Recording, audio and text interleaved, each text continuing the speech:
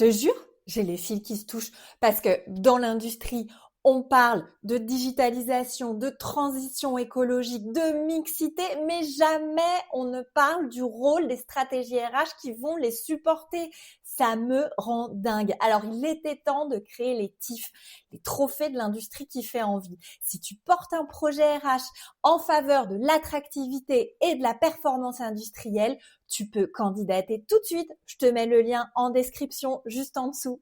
Hello les passionnés d'industrie, alors bienvenue sur le seul média qui parle vraiment des enjeux RH de ce secteur. Et son objectif ? Vous partager des stratégies, des astuces et de l'actionnable pour redevenir l'industrie qui fait envie. Je suis Claire Tenaillot, je suis hôte de ce podcast et fondatrice de Be Wanted. Et mon job ? Faire rayonner votre industrie. Je vous aide à structurer votre fonction RH et bâtir votre marque employeur. Ensemble, on élabore des stratégies d'attractivité et de fidélisation des talents qui puissent accompagner la croissance de votre industrie. Mais je ne suis pas seule à ce micro. Chaque lundi, je reçois un invité, dirigeant, DRH ou expert d'une thématique RH pour que vous repartiez avec un shot de bonnes pratiques et de benchmark. Allez, j'ai terminé, c'est parti pour l'épisode et bonne écoute. Donc, Simon, je suis contente de t'avoir. Et moi aussi, merci pour l'invitation. Écoute, avec plaisir. Moi, j'aime bien. En fait, tu vois, je trouve qu'il y a ce truc de fait de vous faire venir à la maison. Je trouve qu'il y a ce côté un peu convivial, un peu sympa. Venez comme vous êtes. Ça l'est, en tout cas. C'est original, en tout cas, comme endroit pour discuter. Mais moi aussi, je préfère. Ouais. Je préfère plutôt que le format à distance qui met moins à l'aise et je trouve ça moins fluide d'une façon générale. Donc voilà. Ouais, puis j'ai trouvé ça trop cool, tu sais, parce que quand on a préparé l'épisode, tu me dis, franchement, tu me proposes les deux. Moi, j'aime autant venir chez toi. Ok, vas-y, viens, trop bien. Ouais, alors... Puis dans un précédent job que j'ai eu, une de mes toutes premières expériences pro, c'était dans une boîte qui faisait du sourcing en candidat. Ok. Et on travaillait en fait depuis la maison du dirigeant en fait. Ah ouais. Voilà. Et donc le matin on arrivait, voilà. Et alors il avait aménagé un espace dédié en fait, mais c'était chez lui, à son domicile. Voilà, c'était un univers un peu particulier. Alors ça surprend au début parce qu'on se dit c'est pas l'entreprise que j'imagine et au final et au final finalement ça donne un autre côté un peu convivial, chaleureux, voilà, et finalement ce qui surprend au début on s'y fait, c'était très cool comme, c'est sympa, voilà, et c'était ça économisait aussi les locaux, donc voilà, et pour faire du recrutement, du sourcing en candidat, finalement un PC, une pièce aménagée et on y va. Écoute, bienvenue en tout cas à la maison. Merci. Aujourd'hui, on va aborder pas mal de sujets ensemble, mais avant qu'on démarre, tu sais qu'on a une petite routine sur le podcast. Je vais commencer par te poser 3 questions. Allons-y. Pas une de plus, pas une de moins. Voilà, on n'est pas là pour rigoler non plus. C'est parfait. Donc, qu'est-ce qui t'anime, qu'est-ce qui te révolte et qu'est-ce qui te fait peur ? Alors, qu'est-ce qui m'anime ? Le contact humain, d'une façon générale. Je crois que c'est pour ça que j'ai choisi ce métier, d'ailleurs. Voilà, les ressources humaines. C'est venu petit à petit, mais j'ai toujours aimé passer du temps et discuter, comme on le fait là, avec les gens, d'une façon générale. Je crois qu'on apprend plein de trucs, en fait, des gens, du contact. Même sur des thématiques qui finalement me semblent plus lointaines de ce que j'aime faire. Je pense qu'il y a toujours du positif à apprendre. Donc c'est vraiment ce qui m'anime. Et le jour où j'arrêtais de croire à ça, je pense que je changerais de job. Vraiment. Ce qui m'anime aussi, c'est la famille. Voilà, pour quand même. Je suis papa de 2 enfants, 2 jumeaux. Voilà, okay. Arthur et Luna, qui sont en petite section, 3 ans et demi. Voilà, donc ça m'occupe pas mal. Voilà, on est dans une période de la vie qui est assez intense aussi. Voilà, par rapport à ça. Mais ça, voilà, je suis très famille pour le coup. Qu'est-ce qui me révolte ? L'injustice. L'injustice. D'une façon générale, je supporte pas ça. Et même si on vit pas mal de situations injustes, finalement, voilà, j'essaye toujours de m'en prémunir parce qu'en fait, j'aime pas ne pas comprendre aussi ce qu'il y a derrière et pourquoi on en arrive là. Et ça, c'est vraiment, je déteste ça d'une façon générale. Et j'essaye aussi, du coup, dans ma vie, de prendre des décisions avec ce critère-là, qui me semble juste, pour le coup. Et ta dernière question, c'était ? Qu'est-ce qui te fait peur ? Qu'est-ce qui me fait peur ? L'échec. L'échec, quand même. Pour le coup, je suis assez perfectionniste, et du coup, je me donne, en général, quand je entreprends quelque chose, les moyens d'y arriver, parce que j'ai vraiment très peur, en tout cas, de me dire, moi, j'ai pas été à la hauteur et j'ai pas réussi. Et t'arrives pas encore à prendre ça comme une source de progression ? Alors si, mais après un certain temps. Sur le coup, voilà, exactement. En fait, il y a deux phases. Il y a le moment, c'est-à-dire bon, je me dis là, j'ai pas été à la hauteur, c'est pas très cool. Mais si après, avec un peu plus de recul et voilà, bien sûr que, mais j'ai encore cette peur là.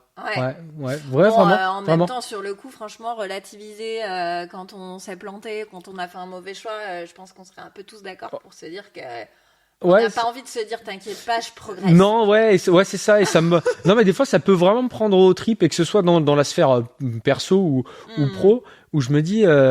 Mince, je me sens un devoir de réussite, je sais pas comment le dire, mais si, comme ça, c'est pas mal. T'as le syndrome de la bonne élève, enfin du bon élève, du coup. Eh ben, sûrement, ouais. Dit comme ça, je pense que c'est un peu ça, ouais. T'es biberonné à comment dire, au travail bien fait, à la performance. Ouais, je pense que ça vient aussi de mon éducation. J'ai un papa qui a entrepris, qui est chef d'entreprise et du coup qui a pris aussi des risques et voilà, qui s'est toujours aussi donné cette ambition-là de réussir pour lui, pour sa famille aussi. Et c'est vrai que je pense que ça a jalonné mon éducation et puis ma construction. Et alors après voilà, avec l'âge, avec l'expérience, on prend un peu de recul aussi, de plus en plus, mais ouais, le syndrome du bon élève, je trouve la formule, je pense que ça me correspond. Mais c'est fou le nombre de RH qui vivent ça, tu vois. J'ai l'impression que c'est vraiment un facteur. Alors, dites-le dans les commentaires si vous aussi vous êtes confrontés à ça, mais c'est vraiment un truc qui me marque. Chez les RH, chez les RH, mais je te jure. Tu sais, de tout vouloir. Bon, après, il y a aussi l'exigence peut-être du métier, de la posture, tu vois. Ouais, aussi. Mais c'est un truc que je trouve hyper récurrent. Et ben, c'est possible. Alors, de toute façon, je pense qu'on va, au niveau des différents métiers, il doit y avoir des traits de personnalité un peu communs. Des cultures, en tout cas. Voilà, et ou majoritaires. On va le dire, mais c'est possible. Alors, effectivement, je pense qu'il y a une part, c'est le métier qui nous façonne, en tout cas, ou peut-être qui renforce un peu ce truc-là. Mais je pense aussi qu'il y a la construction perso, le parcours de vie, l'éducation. Ouais, l'héritage de l'éducation, l'héritage culturel. Tiens, il y a le chat qui vient te retrouver. Un nouvel invité dans le podcast. J'espère que tu n'es pas allergique. Non, pas de sujet là-dessus. Écoute, maintenant, je t'invite à te présenter. On n'a rien dit sur toi, ton identité, voilà. C'est vrai, qui suis-je ? Qui es-tu ? Donc Simon, la pire question. Qui es-tu ? Pas facile de savoir par où commencer. Donc Simon Martin. Si, j'ai déjà dit que j'étais papa de deux jumeaux. C'est ce que je pensais. T'as quand même déjà livré beaucoup. J'ai déjà dit pas mal. En tout cas sur le plan perso. J'ai 31 ans et je suis aujourd'hui responsable RH du coup au sein d'une entreprise qui s'appelle les Délices du Val-Plessis, qui est basée donc à Vitré en Ille-et-Vilaine. Et qui appartient au groupe Agro Mousquetaires.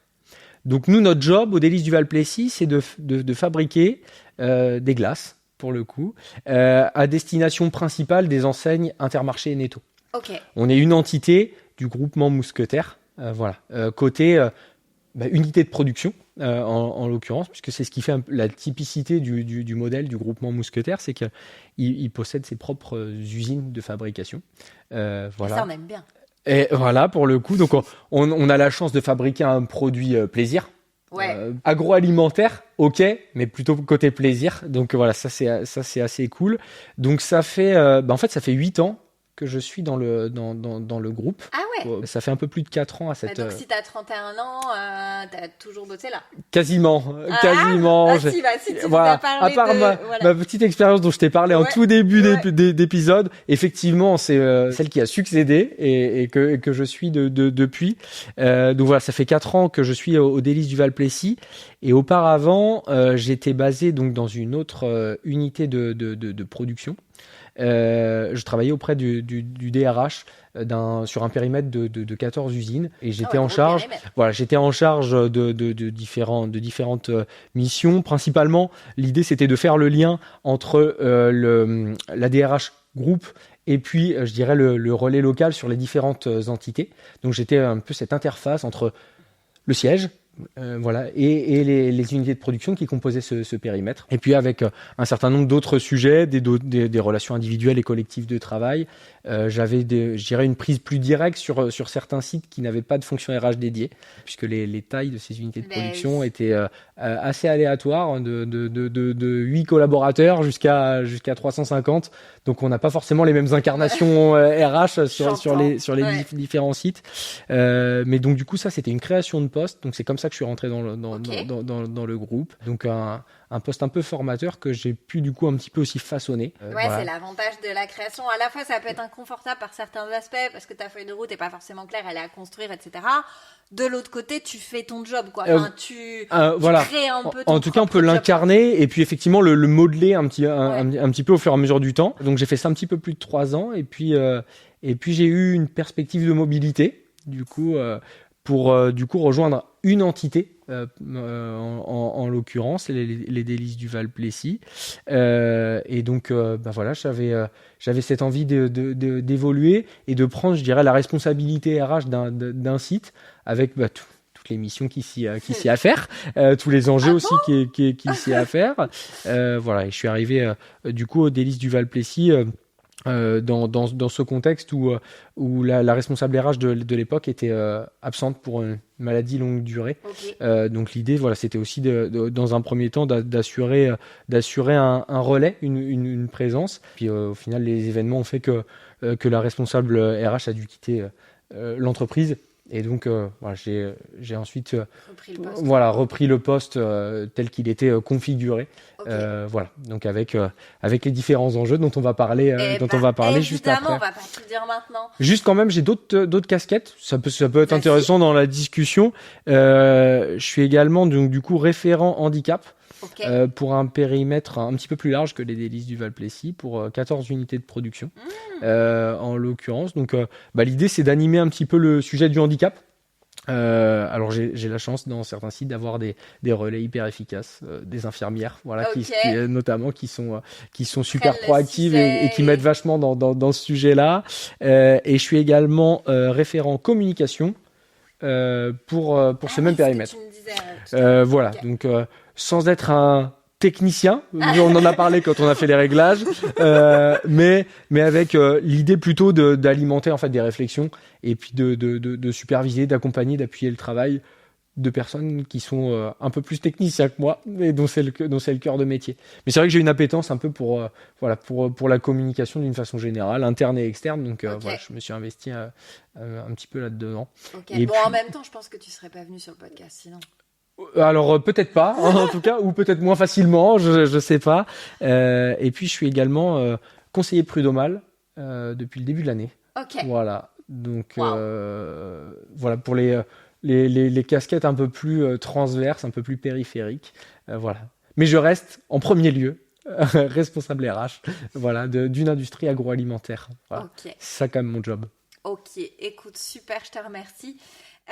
Petit instant auto-promo, merci à tous pour la croissance folle du podcast. Vous le savez, je vous en ai déjà parlé, grande nouveauté, on va mettre les interviews, les vidéos sur YouTube, c'est tout nouveau cette année et on va continuer de muscler un peu le jeu parce que c'est en On apprend en marchant. À l'instant, tu parlais de la technique. Je vais continuer de peaufiner évidemment ma technique. Et du coup, tous les épisodes sont dispo en fait le dimanche matin en vidéo sur YouTube. Pensez donc à vous abonner. Vous tapez l'industrie qui fait envie sur YouTube et vous allez nous trouver. Voilà. Merci en tout cas à vous, fidèles auditeurs. Je m'emballe trop. Ah non, le succès est mérité. Ah, j'adore qu'on me lance des fleurs. Non, je rigole. Mais merci. Alors, une fois qu'on se dit ça, moi, Simon, ce qui m'intéressait au départ quand je t'ai contacté, j'ai eu assez peu d'industrie agroalimentaire dans le podcast et je trouve que ça manque parce que moi, j'ai besoin que voilà, le podcast reflète la diversité de notre industrie, des enjeux, etc. Ton territoire, il est pas si loin, du mien. Non. Donc, je sais aussi que c'est un territoire particulièrement complexe parce que un taux de chômage extrêmement bas, donc une concurrence assez forte, etc. Exactement. Donc ça, c'est des enjeux dont on va parler. Je connais plus la métallurgie ou tu vois ce type d'industrie. Ce qui est particulier aussi dans l'agroalimentaire, disons-le, c'est la saisonnalité. Tu as un produit quand même avec une forte saisonnalité, les conditions de travail, en l'occurrence le froid. Tu vois, tout ça fait que quand même tu as des enjeux avec lesquels il faut manœuvrer. Tout à fait. Et il y a aussi cette dimension, je dirais que c'est le dernier angle un peu que j'ai envie qu'on aborde ensemble, qui est vraiment la dimension un peu le glocal. Tu vois, la vision groupe global et la déclinaison en local. Est-ce que ça te va comme programme ? Ça me va très bien. C'est parfait. Par quoi on commence ? Alors peut-être l'aspect saisonnalité, parce que de là va découler un peu le reste aussi. En tout cas, donc je pense que c'est par là qu'il faut... Forcément, vous faites des glaces, quoi. Donc, parle-nous un peu de cette saisonnalité, de l'impact que ça a pour toi, comment vous le gérez, ce que vous avez mis en place. C'est vrai que c'est la typicité de notre activité, en l'occurrence. C'est pas le cas dans tous les pans du milieu agroalimentaire, mais l'activité de glace, effectivement, elle est saisonnière, et elle est saisonnière commercialement, bien sûr. On mange des glaces, là je vais rien t'apprendre, mais surtout l'été, printemps-été en l'occurrence. Mais nous, pour le coup, il faut être prêt à répondre à ce moment-là. Donc ça veut dire que la production, en tout cas de nos glaces, elle commence en l'occurrence dès le mois de janvier. Ah ouais. Donc dès le mois de janvier, on attaque. Mais du coup, vous stockez notre saison. Bien sûr, on produit pas et on n'écoule pas à flux tendu, ce serait impossible. Parce que vous devez avoir une gestion de stock énormissime. Alors le stock, c'est un vrai sujet, effectivement, et en plus on stocke à froid négatif. Là aussi, je t'apprends rien, mais pour les glaces, en l'occurrence, c'est mieux. C'est rassurant. Voilà, donc effectivement, l'enjeu de notre activité, c'est de produire suffisamment, d'avoir suffisamment de stock pour que, quand la demande client et les clients finaux, c'est toi et moi, en l'occurrence, arrive, on soit prêt à livrer les magasins, mais de ne pas surstocker non plus. Puisqu'il y a des enjeux, évidemment, tu t'en doutes, de coûts derrière. Bien sûr, d'immobilisation, de stockage. De capacité et de coûts corollaires, forcément. Donc ça, c'est un enjeu. Mais pour le coup, pour être prêt à l'été, au moment où ça démarre, nous, on attaque la production dès le mois de janvier. C'est fou. Et ça veut dire quoi, très concrètement ? Ça veut dire qu'on intègre également de la main-d'œuvre saisonnière. Donc, et vous avez mis en place, de la modulation ou pour gérer ou... On est sous modulation, pour le coup, pour l'ensemble du personnel hors cadre de l'entreprise. Et donc, on est à peu près 150 collaborateurs. Je ne l'ai pas dit tout à l'heure quand j'ai parlé de l'entreprise. 150 collaborateurs permanents sur le site. Et au cours de notre saison, on intègre entre 80 et 90 personnes supplémentaires, en tout cas pour venir nous aider à accomplir les volumes dont on a besoin, pour répondre à la demande de nos clients. Ces personnes, elles n'arrivent pas toutes le même jour. Je te rassure, c'est pas 90 qui arrivent le même jour. On sera un peu en limite de capacité. Parce que faut former, faut intégrer, faut recruter, faut former, faut intégrer. Et l'enjeu, il est là. Du coup, on a quand même une activité qui se linéarise, parce qu'on est plutôt dans des dynamiques de croissance de volume. Et donc on anticipe de plus en plus en fait notre production, ce qui fait quand même que là on a intégré Pour te donner un ordre d'idée, là, sur la première semaine de janvier, c'est 40 personnes qui sont arrivées, hein, la même semaine. La même semaine, c'est quand même colossal. C'est colossal. Alors, c'est 40 personnes qui sont arrivées, dont, alors c'est ceux que j'appelle les nouveaux anciens.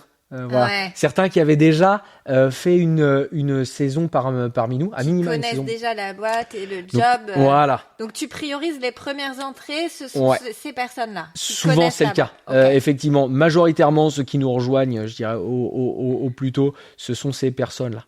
Et sachant que ce qu'on appelle une saison, chez nous, c'est 8 mois, en fait. Hein. C'est janvier. Ça fait de la grosse saison. Voilà, c'est le maximum d'une saison. En l'occurrence, pour le coup, on est voilà sur des saisons assez longues qui n'ont pas toutes les mêmes natures, ainsi de suite, parce qu'elles sont quand même assez dépendantes d'un truc qui s'appelle la météo, et on est bien placé pour le savoir au moment où on tourne. C'est quand même pas terrible, donc elles sont influencées par ça. C'est quand même toute une mécanique d'intégration, sachant qu'on a effectivement des process bien huilés. C'est pas 40 personnes qu'on amène sur le poste et en disant voilà. C'est comme ça que ça va se passer. Bah, tu regardes et bonne puis, continuation. Voilà, on espère que tout va bien se passer. Voilà, on a un processus d'intégration avec une formation en salle de 4 heures où on va balayer nos règles d'hygiène, de sécurité alimentaire, de sécurité des personnes également. Bah ouais. Parce que parmi, évidemment, tu t'en doutes, ces saisonniers, tous ne viennent pas de l'agroalimentaire. Pour certains, c'est leur leur premier pas dans l'environnement agroalimentaire. Et donc, ça s'invente quand même pas. Bah non. Hein, ça s'invente quand même pas, tout n'est pas intuitif. Et donc, voilà, il faut prendre ce temps d'intégrer et d'expliquer les contours de l'environnement agroalimentaire, ses avantages et ses contraintes. Ouais. Hein, donc effectivement, tout ça, c'est quelque chose qu'on a travaillé au fur et à mesure des années. Et effectivement, notre enjeu, vu la volumétrie, c'est quand même de fidéliser cette population saisonnière. Parce que du coup, quand ils intègrent pour toute la saison, pour les 8 mois. Alors, pas tous. Pour t'expliquer, on a 3 modes de portage, ce qu'on appelle le portage du contrat de travail. On va travailler avec du CDD saisonnier, auquel on est éligible. Donc là, ce sont des personnes qui, effectivement, s'engagent avec nous en début de saison et restent avec nous jusqu'à la fin. On va travailler également avec un groupement d'employeurs. Ah, ok. Sur le système du temps partagé. Donc là, l'idée, c'est, on a des personnes qui vont faire la saison avec nous et qui vont après être maillées avec une autre entreprise qui a une saisonnalité inversée. Donc ça, c'est assez cool puisque ce sont souvent des personnes qui finissent par être en CDI finalement avec le groupement d'employeurs. Ouais, d'accord. Donc qui ont, je dirais, le bénéfice de la sécurité de l'emploi, si on peut parler encore comme ça, et qui vont faire, du coup, une partie de leur année dans une entreprise, en l'occurrence nous, pour la première partie, et une autre partie dans une autre entreprise, voilà, qui a une saisonnalité, Oui, plutôt plus période de sur Noël. les périodes de Noël, ouais, voilà. Ok. Chocolat, Huîtres, non, il n'y a pas d'huîtres chez toi. non, pas très proche en l'occurrence. Donc avec d'autres entreprises, je dirais dans un bassin géographique cohérent, parce que l'idée évidemment c'est que ça permette à la personne de s'y rendre. Donc ça c'est très pratique, c'est quelque chose qui en essort chez nous. Ça rejoint ton besoin de les fidéliser. Exactement. Malgré la saisonnalité, quoi. Exactement. Donc c'est pour le coup, on a vraiment cet enjeu-là et ça a vraiment cette philosophie-là pour nous. Mais par contre, ça convient pas à tout le monde quand même. Bah ouais. C'est un mode, en tout cas, on peut l'imaginer. Il faut être à l'aise avec le fait de travailler dans 2 entreprises, d'avoir un changement en cours d'année, et donc, évidemment, ça correspond pas à tout le monde.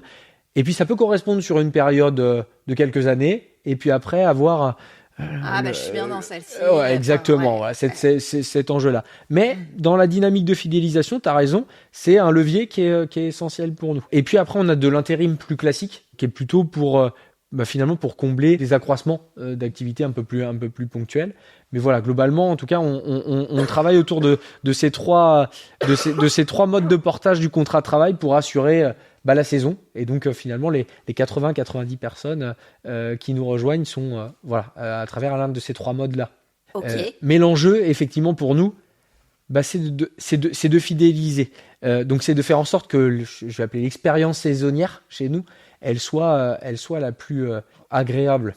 Ouais, si on peut dire, pas chez les bisounours, mais mine de rien, de faire en sorte qu'ils y soient bien, qu'ils aient envie de revenir. Exactement. Parce que Toi, c'est pareil. Enfin, en fait, l'enjeu, il est double. C'est-à-dire que d'optimiser, toi, ton temps sur la phase Le temps recrutement, recruteur, ouais, clairement. exactement.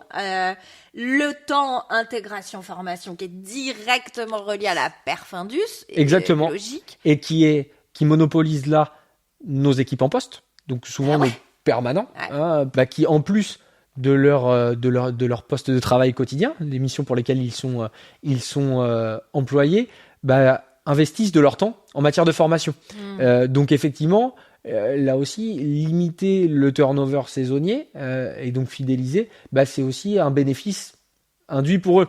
Donc pour le coup, voilà, c'est le temps de tout le monde qui est compté et qui est en jeu. Et puis aussi, mine de rien, la qualité et la sécurité qui sont quand même au cœur de nos préoccupations. Alors dans l'agroalimentaire, mais dans toute forme d'industrie. Mais pour le coup, effectivement, en ayant des personnes qui ont déjà vécu une saison chez nous à minima, il y a des réflexes qui sont là. Donc après, on est plutôt sur une politique de rappel en fait chaque année, mais on a des réflexes et donc on se prémunit de certains risques. Voilà. Et comme on le disait aussi un peu en intro, t'as plutôt intérêt à soigner l'expérience parce que ton territoire, le marché de l'emploi est particulièrement tendu. Ouais, on va dire ça comme ça, ouais, à 4% de taux de chômage, je crois qu'on peut le dire.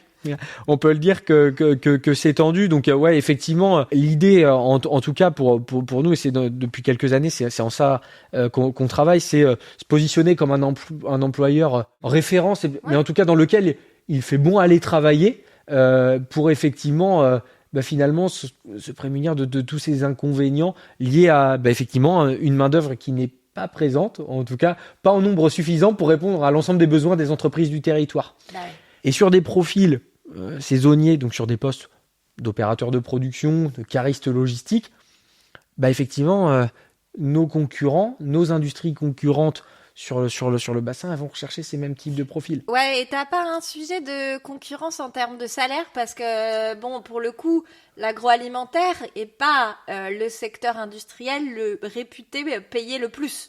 Alors, peut-être je me trompe, hein. Non, je suis pas une experte de l'agro. Hein. Non, pour le coup, il y a les réputations, elles ont souvent des terrains qui sont fondés quand même. Et quand à côté, on a de la métallurgie, parce que tu l'as cité tout à les l'heure. grilles de salaire sont plus élevées. Voilà, on n'est pas sur les mêmes conventions collectives, on n'est quand même pas sur les mêmes niveaux de salaire. Donc effectivement, c'est un sujet. Ouais. C'est un sujet. Et donc là où on pourrait être peut-être un petit peu moins performant que certaines autres industries, il faut qu'on compense entre guillemets par une expérience salariée qui soit potentiellement meilleure, ou en tout cas ou qui soit suffisamment impactante pour que la personne se dise l'écart de salaire finalement il fait quand même bon vivre. Voilà, c'est sûr que on n'est pas forcément à même de pouvoir compenser par du salaire, en tout cas pas autant, pas à des mêmes niveaux que certains. Et alors c'est quoi ta promesse? En gros, t'as un bassin hyper tendu, t'as une forte saisonnalité. Tu sais que tu peux pas payer les mêmes salaires pour toutes les raisons. Enfin, je critique pas, évidemment. C'est plus complexe que ça. Donc, c'est quoi ta promesse à tes candidats? La montée en compétences et les perspectives. Moi, comme beaucoup d'industries, je pense, mais dans l'agroalimentaire, je pense que c'est encore plus vrai.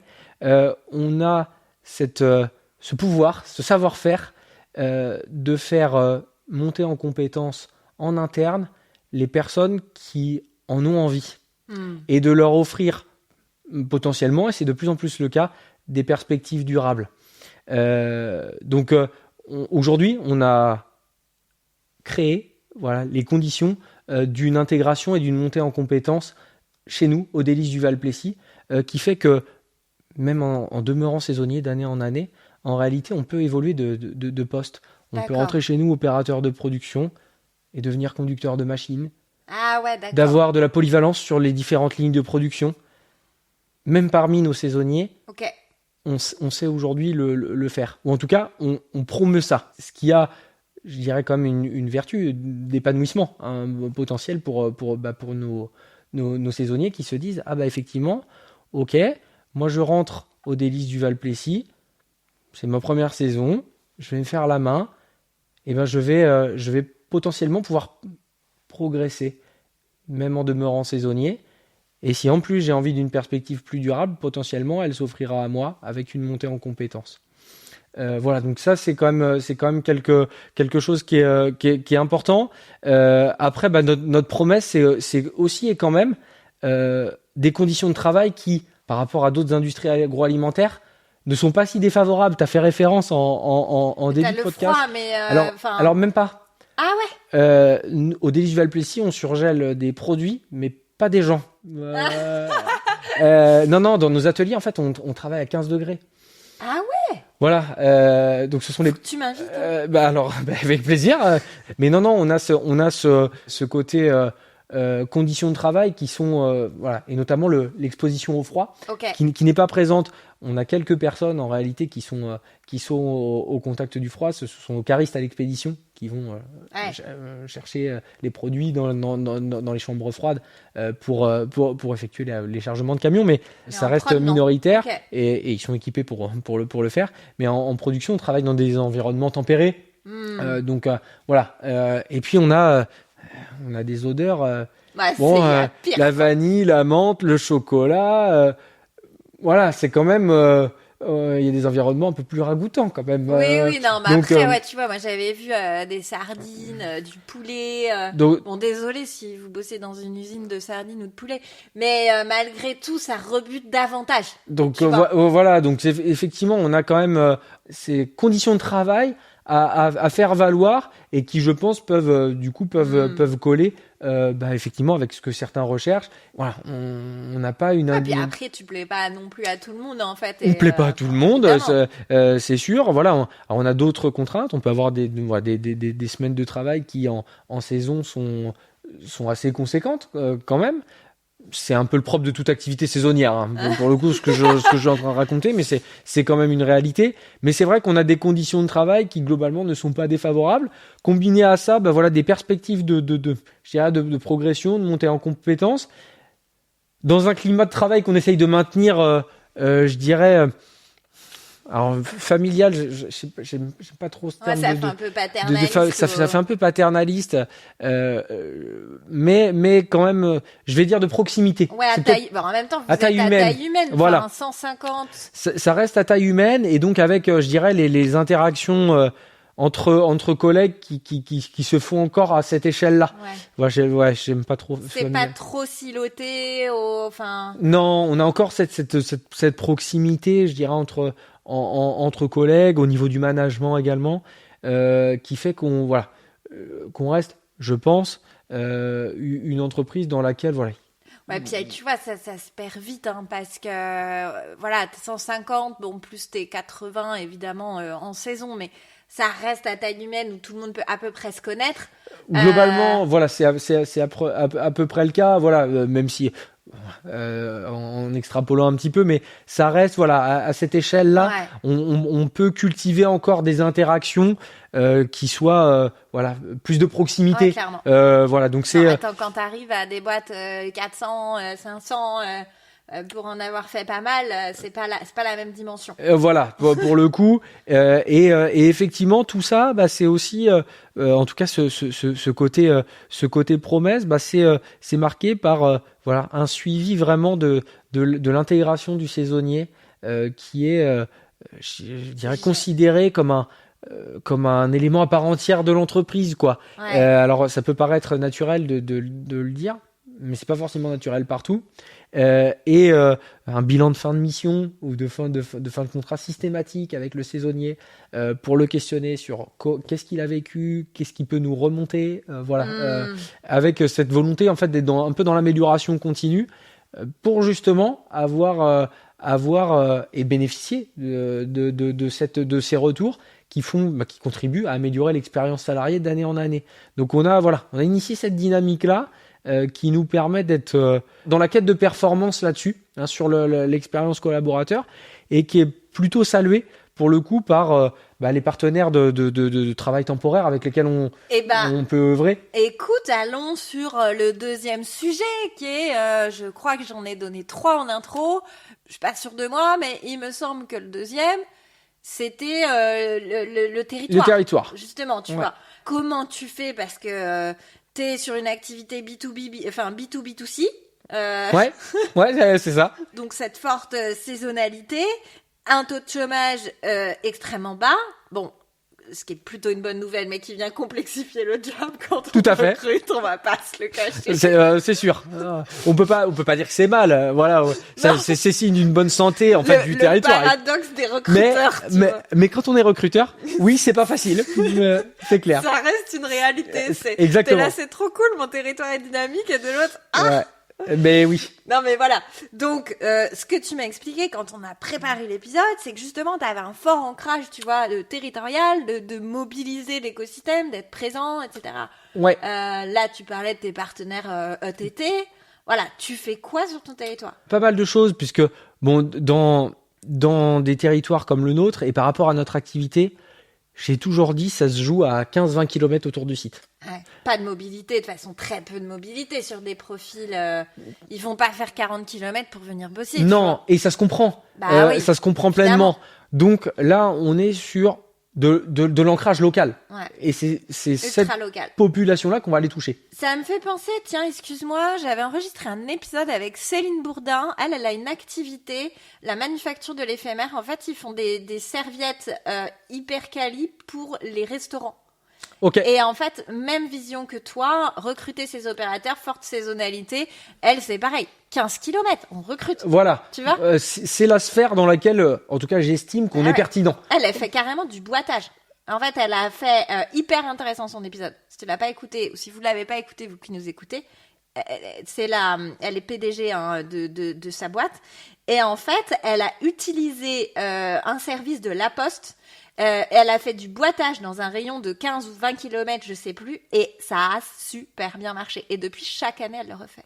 Ok, donc pour se faire connaître et pour appel à candidature, lancer sa saison, lancer la saison. Ouais. Excuse-moi, je me suis. Non, mais c'est intéressant parce qu'on est dans les mêmes raisonnements. Donc ça veut dire quoi ? Ça veut dire qu'il faut déjà sur le territoire être connu comme un employeur, déjà comme un employeur. Installé. Bon, l'entreprise, elle va bientôt avoir 45 ans de vie et de vie sur le territoire. Parce qu'elle a été créée par le groupement et installée sur le territoire. Et donc effectivement, bon, déjà, il y a la force de l'histoire, mais il y a aussi après tout ce qu'on peut développer comme relation. Je t'ai évoqué rapidement les relations avec les entreprises de travail temporaire avec lesquelles on travaille. On a effectivement trois partenariats à peu près, je dirais historiques, en tout cas avec des entreprises de travail temporaire avec lesquelles c'est hyper important qu'ils connaissent. Enfin, et donc avec une vraie continuité au fur et à mesure des années, et puis la franchise de se dire de partager ce qui se passe bien, ce qui se passe moins bien, et notamment le point de vue de nos intérimaires. Et donc de ces retours-là, finalement, on en a fait une force et un outil de progression et d'amélioration continue.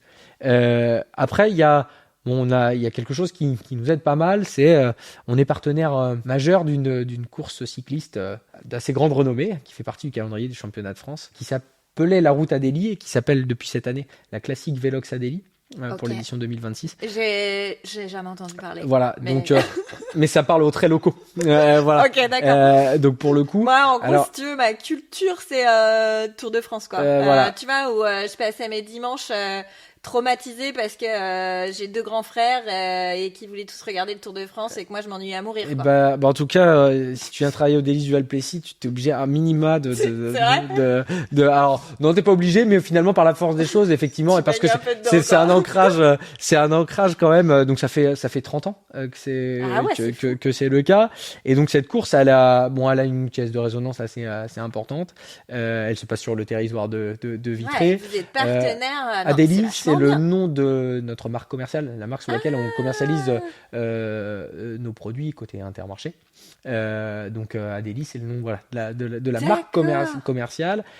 Donc effectivement, le nom de la course fait directement écho à partenariat extrêmement resserré. Et ça, et effectivement, sur le territoire, beaucoup, même je dirais, d'habitants, de résidents, au-delà de candidats potentiels, nous connaissent par ce biais-là.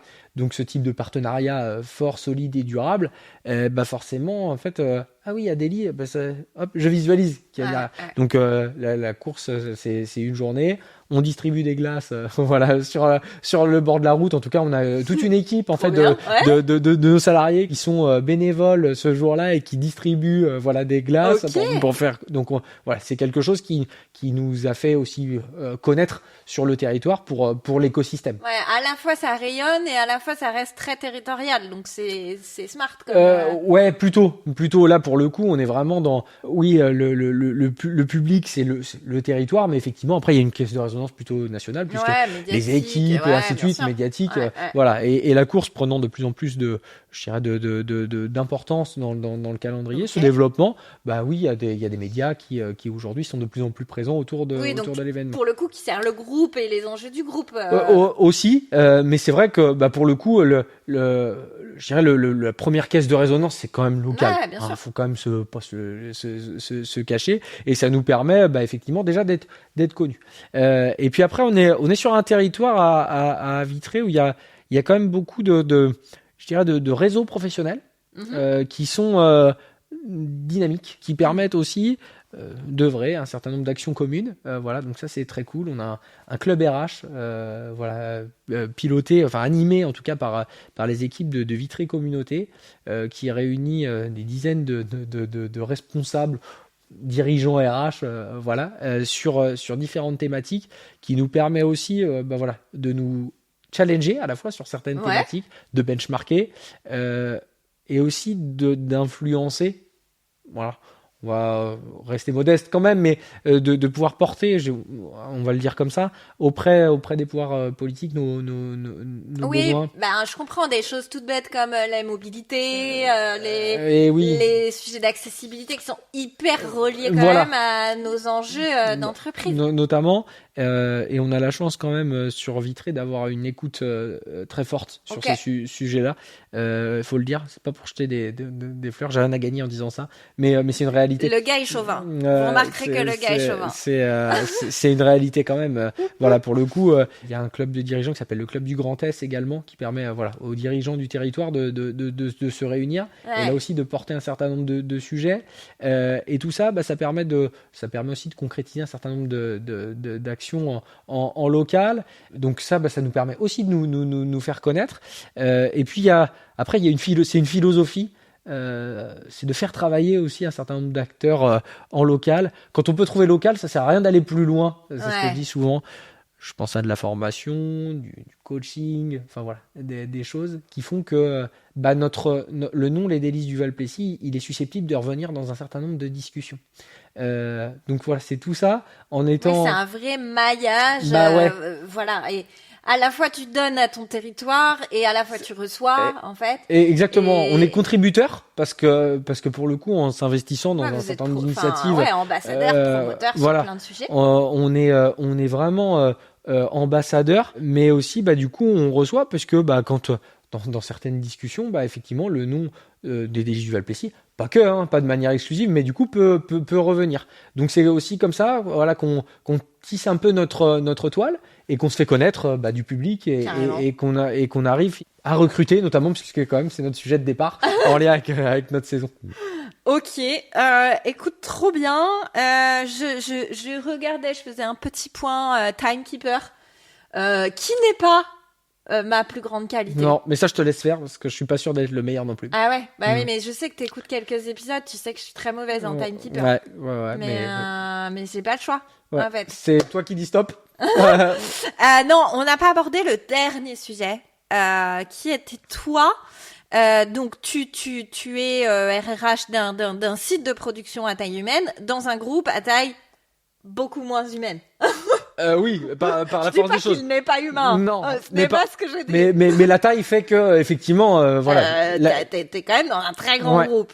Donc, comment toi tu gères ça? Parce que c'est ce qu'on va appeler le glocal, hein, du global Ouais. au local, parce que là, on parle de ta force de frappe sur ton territoire, ton empreinte territoriale.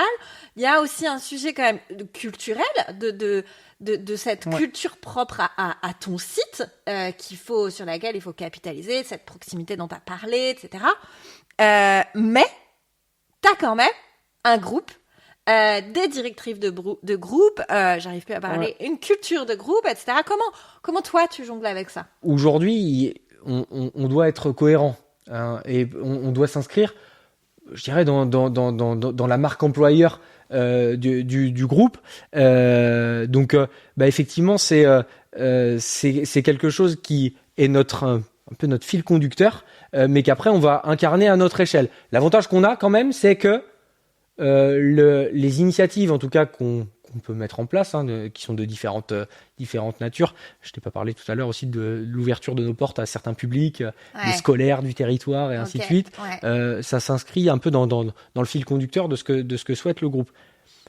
On est un groupe, pour le coup, industriel, enfin de producteurs et de commerçants. Si je remonte encore plus haut, pour le coup, au groupement Les Mousquetaires, des commerçants, des industriels, et donc il y a un lien derrière tout ça aussi avec le local, les producteurs locaux et ainsi de suite. Ouais. Donc je dirais déjà la philosophie générale, elle est pas en décalage. Elle est pas juste descendante en Voilà. tout cas. C'est-à-dire que c'est un fil conducteur. Avant que nos produits arrivent dans les magasins, il y a des matières premières qui ont été cultivées, qui après ont été transformées, et qui après passent par des circuits de distribution. Parce que, excuse-moi, je fais une petite parenthèse.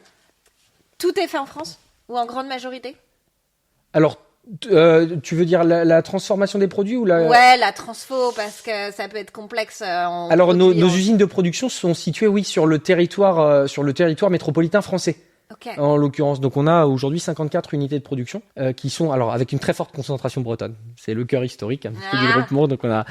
Mais les Bretons. Voilà, mais pour le coup qui sont pour certaines réparties sur le territoire national. Donc effectivement, on a cette caractéristique là. Et après, effectivement, dans côté unité de production, on a cette marque employeur qui se résume autour de ce slogan, mais qu'on incarne, hein, qui c'est être responsable par nature. Et tout ce que j'ai pu te citer en lien avec le territoire, ça s'inscrit là-dedans. Être responsable par nature, c'est être connecté à son territoire de différentes manières, en ouvrant ses portes au public, par exemple. En tout cas, ça c'est quelque chose auquel on tient. On n'a rien à cacher. On n'a rien à cacher, et au contraire, on a plein de préjugés à démystifier. Donc tout ça, effectivement, en tout cas nos actions, on essaye de les incarner, de les relier par rapport à ça. L'avantage, c'est qu'on n'a pas d'antagonisme en fait entre, je dirais, la culture de proximité, tout ce que je t'ai évoqué tout à l'heure, hein, le fait d'être encore à cette taille humaine, et finalement ce que les valeurs qui sont promues, mises en avant par le groupe. Les notions de collectif, de confiance, c'est ce qu'on essaye de créer pour le coup. Par contre, effectivement, ce qui est un peu plus parfois compliqué à faire prendre conscience à nos collaborateurs, c'est qu'effectivement, on fait partie d'un maillage d'ensemble. Et donc, on a un certain nombre de choses qui doivent s'harmoniser, qui doivent être en cohérence, objectifs du groupe, voilà. etc. Et parfois, effectivement, il peut y avoir des crispations ou le sentiment de perdre un peu d'autonomie. Et je vais pas aller jusqu'à l'identité, mais parfois peut-être un peu dans l'esprit de certains. Et donc, c'est cette démonstration en fait que ce qu'on fait au quotidien finalement, et ce que nous demande le groupe finalement, c'est notre ADN premier. Tu vois, il y a quand même ce truc-là. Ils ont réussi à créer une véritable cohérence culturelle en fait, des marqueurs culturels. Quand même. Et qui vivent derrière dans le local. Quoi. Voilà. Donc, et pour le coup. C'est pas facile, hein. Non, c'est pas facile. C'est pas facile. Je dis pas que sur certains sujets, en tout cas, c'est toujours très simple. Des fois, on peut même nous-mêmes être tiraillés en se disant, oh là là, est-ce qu'on est toujours dans cette cohérence, mais quand même, ce que promeut et la culture finalement du groupe, elle est pas éloignée de ce que nous on faisait. C'est quand même pas une révolution de palais. Mais pour le coup, effectivement, la structuration, les tailles, les process font que parfois on peut avoir l'impression d'être, je dirais, d'être dépossédé en quelque sorte de notre culture propre. Mais finalement, on en revient toujours au même. Finalement, en fait, local, tu te rends compte en prenant un peu de hauteur que ça va être des petites choses qui... Voilà, et que c'est pas la culture en soi qui est c'est plus les modes de travail, ou les directives qui parfois sont fluctuantes. Voilà. Et c'est la vie d'un groupe aussi. Voilà, pour le coup, parfois certaines décisions, je sais pas, stratégiques qui peuvent paraître ou nous paraître plus lointaines en l'occurrence, et sur lesquelles on n'a pas tous les et en se disant là, est-ce qu'on comprend bien, et ainsi de suite. Donc évidemment on essaye, mais chacun là peut avoir son avis, pour le coup. Mais finalement la notion de culture, en l'occurrence, le territoire, la proximité, qu'elle soit géographique dans nos recrutements, finalement c'est ce qu'on faisait déjà il y a un certain nombre d'années, c'est ce qu'on continue à faire.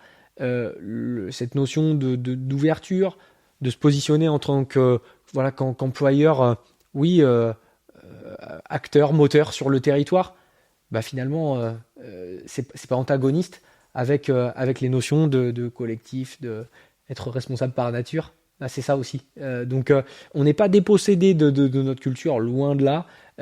Mais par contre, effectivement, il y a parfois un tas d'enjeux au niveau du groupe dans lesquels il faut s'inscrire. Voilà. Il faut s'inscrire, il faut conjuguer avec, il faut aussi prendre un peu de hauteur parce qu'effectivement, on n'a pas tous les tenants, les aboutissants d'un groupe et c'est bien normal. C'est ça. Et pour autant, le groupe, on sait aussi ce qu'il nous apporte, et notamment en termes d'ancrage local. On bénéficie aussi, je dirais, de l'image du groupe.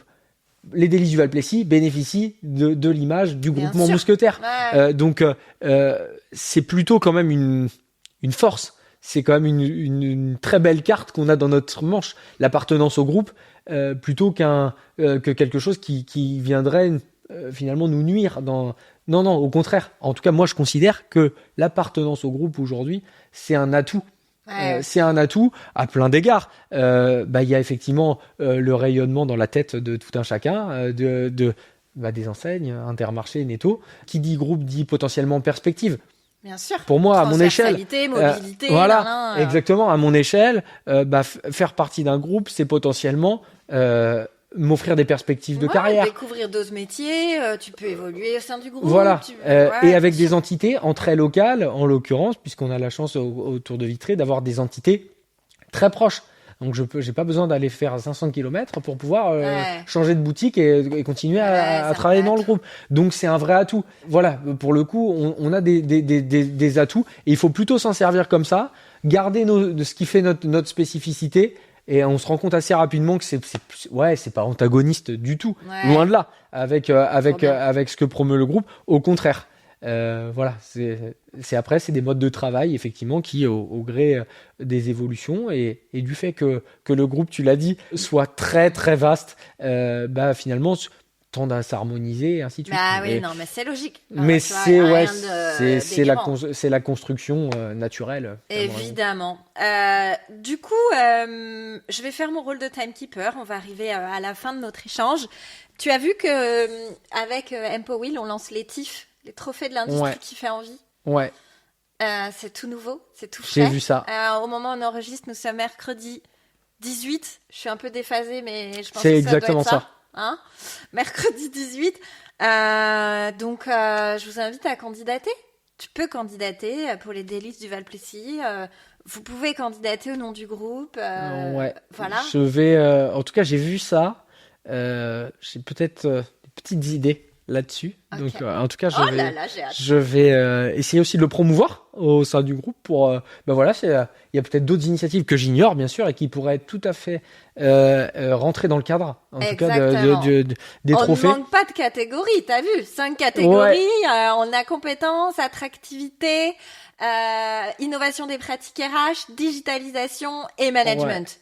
Ouais, normalement, il y a de quoi faire. Hein? Il y a de quoi faire. Je pense qu'on est Non, large. ça va, c'est assez large. C'est Donc, assez large. moi, j'attends les candidatures du groupement des mousquetaires, quoi.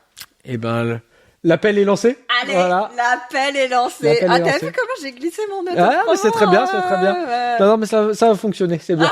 C'est bien. Et je vérifierai qu'on en ait au moins une, quand même. Ok. On peut pas passer à côté. C'est de- quand même de dommage. ça. C'est une belle occasion de Ouais. rayonner, un bel Ouais. événement médiatisé. Et tout, effectivement, bah, il y a plein de choses dont on n'a pas parlé parce que le temps, enfin, on pourrait parler encore des heures mais c'est clair. de plein de Mais sujets heureusement, plus on en va détail. déj après.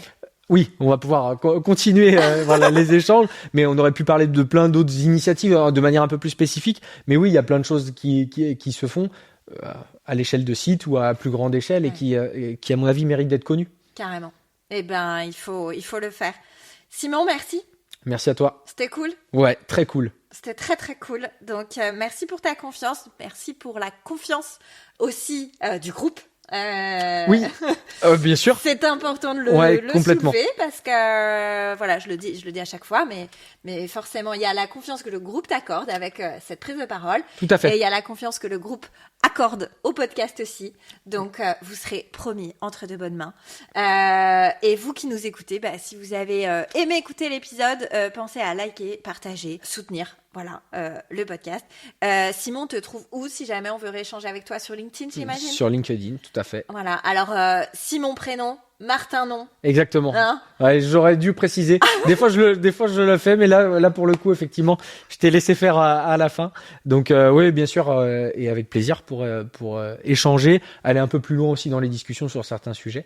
Eh ben, Voilà. génial. C'est aussi l'enjeu, c'est aussi de créer une communauté. Voilà, c'est ça que je trouve. Eh ben, rejoins-nous sur le QGRH, bonsoir, Voilà, bonsoir. c'est ça que je trouve très cool dans toutes ces initiatives, les podcasts et autres initiatives et communautés RH.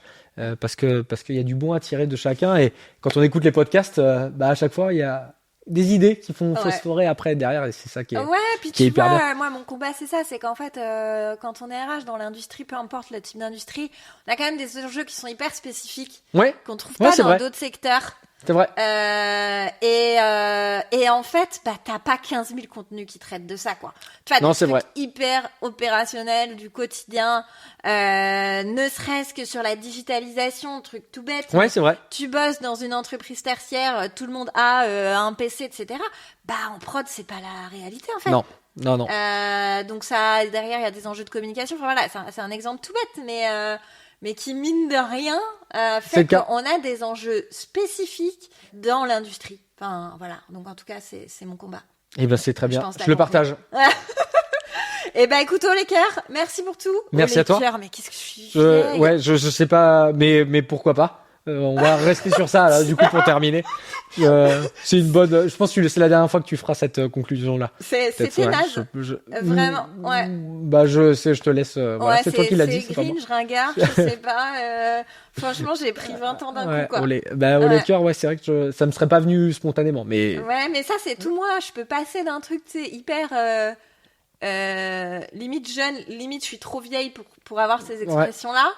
Et d'un coup, tu vois, je fais un flashback dans les années 80. Là, il y a un retour en arrière qui Je s'est sais pas opéré. pourquoi. Retour. Je peux pas te dire. Ouais, je me suis cramée là-dessus. Écoute, c'est pas grave. C'est pas grave. Merci. Merci à toi. Salut. Encore merci de nous avoir écoutés. Il est temps de se retrouver lundi avec un nouvel invité. C'était Claire Tenaillot, fondatrice de Be Wanted, et vous venez d'écouter un épisode de l'industrie qui fait envie. Bon, pour être certain de ne rien manquer, pensez à vous abonner, que ce soit sur Spotify, Deezer ou Apple Podcast. Surtout, pensez à laisser un avis 5 étoiles pour lui donner de la visibilité. Allez, à bientôt sur l'industrie qui fait envie.